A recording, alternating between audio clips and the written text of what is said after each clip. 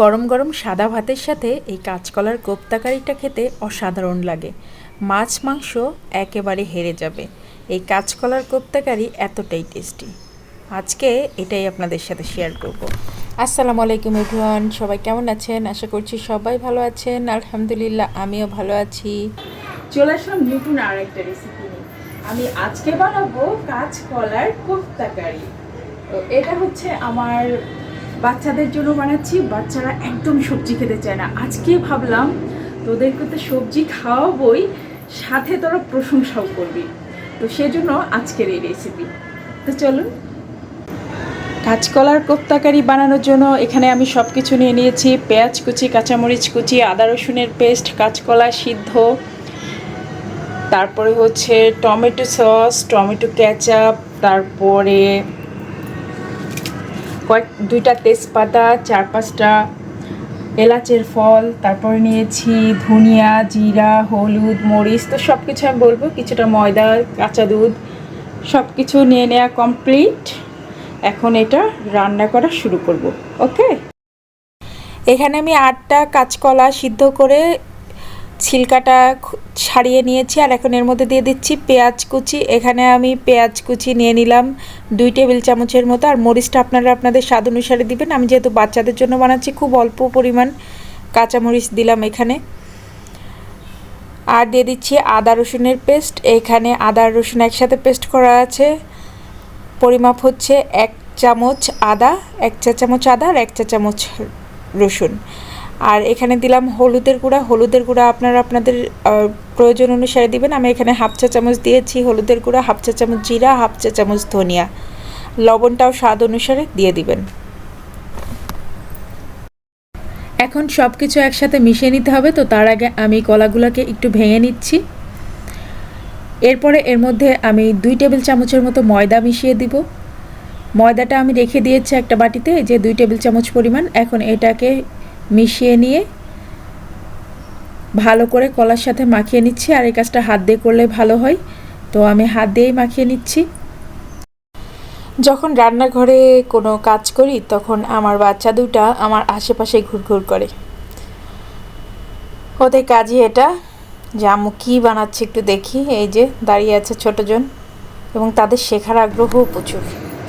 এখন হাতে একটুখানি তেল লাগাই নিচ্ছি। আর এরপরে এইগুলাকে গোল গোল বল দিয়ে বানিয়ে নেব। ছোট ছোট করে গোল গোল, যেরকম শেপ আপনার পছন্দ। একটু চ্যাপটা দিতে চাইলে চ্যাপটা দিতে পারেন। আমি এরকম গোল গোলই করছি। এভাবে করে এই যে রেখে রাখছি। কোপ্তা কারিটা খেতে কিন্তু অসাধারণ হয়। বাসায় ট্রাই করবেন। বাচ্চারা কিন্তু অনেক পছন্দ করবে, সাথে বড়রাও পছন্দ করবে। আর ভিডিওটা ভালো লাগলে অবশ্যই আমার চ্যানেলটা সাবস্ক্রাইব করে দিবেন। কেমন?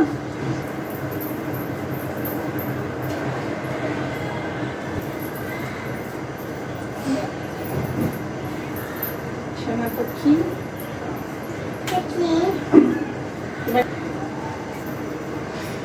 আচ্ছা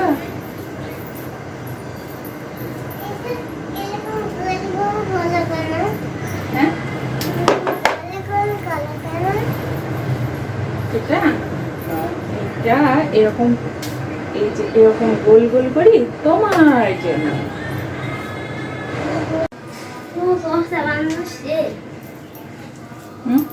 কোফতা এরকম করে বানাচ্ছ গোল গোল করে।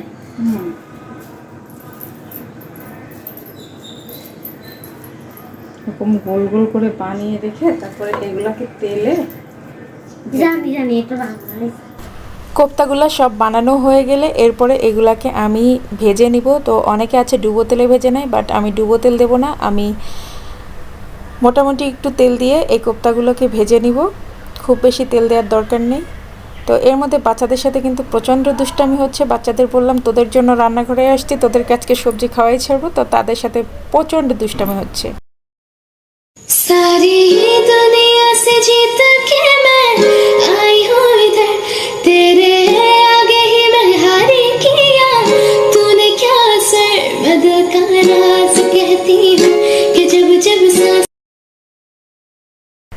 কোফতাগুলোকে উল্টাপাল্টে ভেজে নিতে হবে। আর এর মাঝে তো আমার বাচ্চাদের সাথে প্রচণ্ড দুষ্টামি হচ্ছে, গল্প হচ্ছে। আমার এইভাবে করতে করতেই রান্না হয়ে যায়, দুষ্টামি করতে করতে।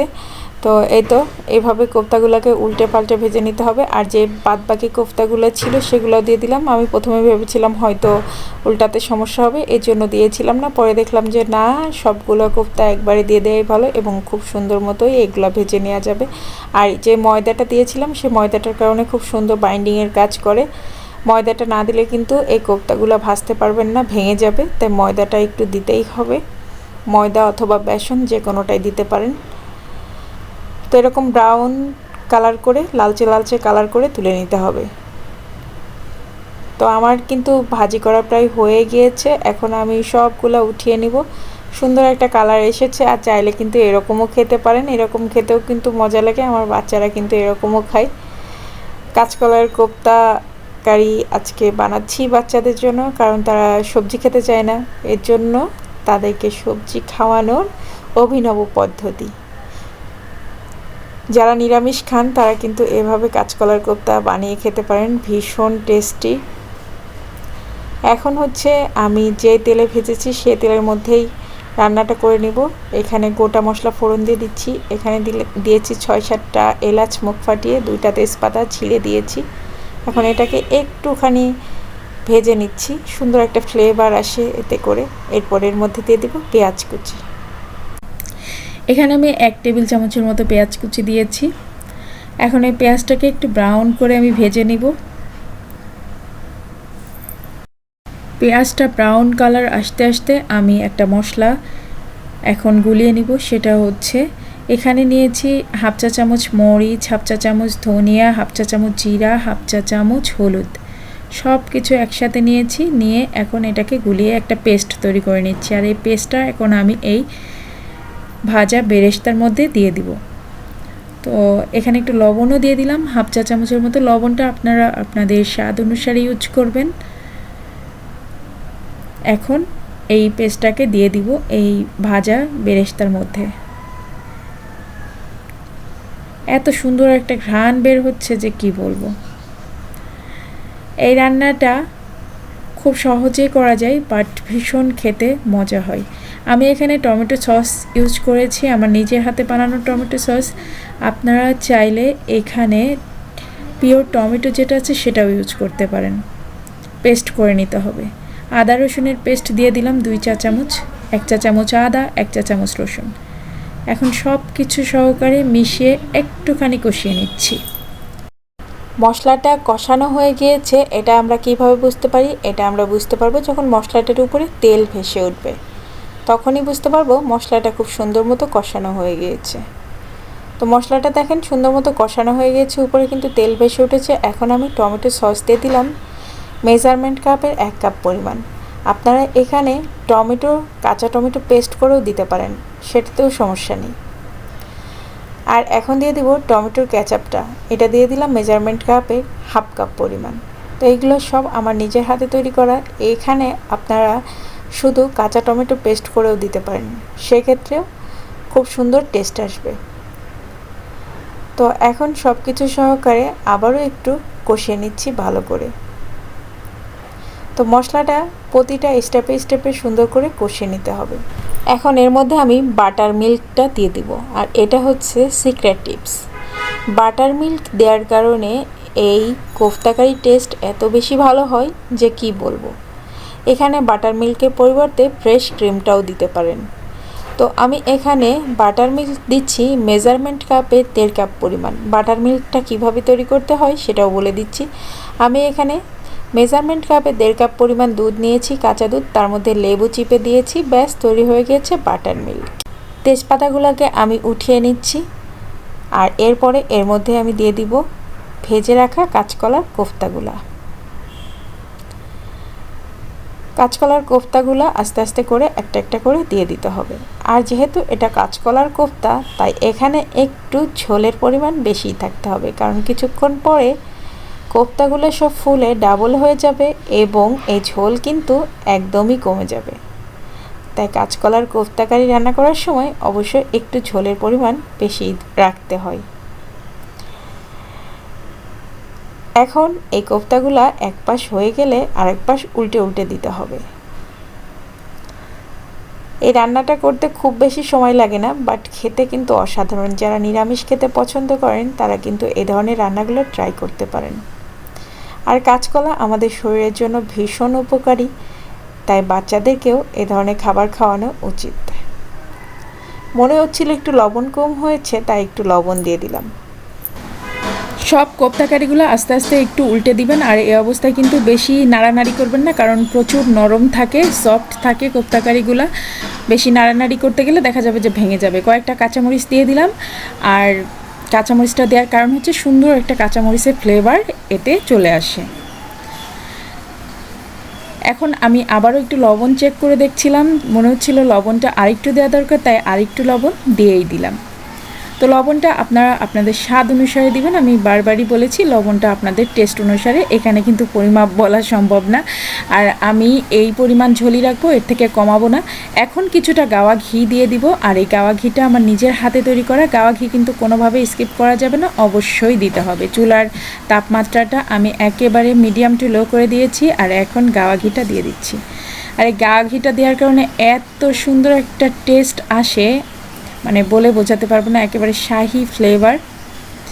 আমার বাচ্চারা এই কোপ্তাকারিটা খুব পছন্দ করেছিল।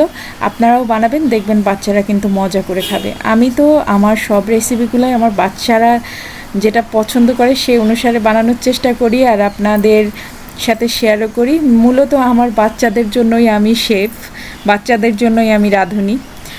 তো যাই হোক, আজকের ভিডিওটা ভালো লাগলে অবশ্যই আমার চ্যানেলটা সাবস্ক্রাইব করে দিবেন, পাশে থাকা বেল আইকনে একটা প্রেস করে দিবেন। এতে করে আমি যে কোনো ভিডিও দিলে তার নোটিফিকেশন আপনারা পেয়ে যাবেন এবং আমার ভিডিওগুলো সহজেই দেখে নিতে পারবেন। আর যারা অলরেডি আমার চ্যানেলটা সাবস্ক্রাইব করেছেন তাদেরকে অনেক অনেক ধন্যবাদ জানাচ্ছি আমার চ্যানেলটা সাবস্ক্রাইব করে চ্যানেলের সঙ্গেই থাকার জন্য। আমার এই কুকিং চ্যানেল গৃহসুখনটা ওপেন করার একটাই কারণ, সেটা হচ্ছে আমি বাচ্চাদের জন্য বিভিন্ন রকম সুন্দর সুন্দর খাবার রান্না করি, আমার পরিবারের জন্য বিভিন্ন রকম সুন্দর সুন্দর খাবার রান্না করি। তো মনে মনে ভাবলাম যে কেন আমি একটা চ্যানেল ওপেন করব না, একটা চ্যানেল ওপেন করি এবং আমি আমার ভিডিওগুলো আপনাদের সাথে শেয়ার করি। এতে করে দেখা যাবে যে অনেকেই উপকৃত হবেন, আর অনেকেই অনেক আইডিয়া পাবেন বাচ্চাদেরকে বিভিন্ন রকম খাবার খাওয়ানো যায় কিভাবে। তো সেই জন্যই আমার এই চ্যানেলটা ওপেন করা। আর তাছাড়া আমার হাজব্যান্ড খুব খাদ্যপ্রিয়, ভোজন রসিক একজন মানুষ। তো আমি মানে আমার পরিবারের মানুষগুলোর হাসি মুখ, খুশি মুখ দেখতে খুব পছন্দ করি, আর যার কারণে আমার রান্নাবান্নার প্রতি এত বেশি আগ্রহ। তো যাই হোক, সবাই ভালো থাকবেন, সুস্থ থাকবেন, নিরাপদে থাকবেন, আর আমার পরিবারের জন্য, আমার বাচ্চাদের জন্য সবাই দোয়া করবেন। আমরাও দোয়া করি আপনারা সকলে ভালো থাকেন। আল্লাহ হাফিজ, আসসালামু আলাইকুম।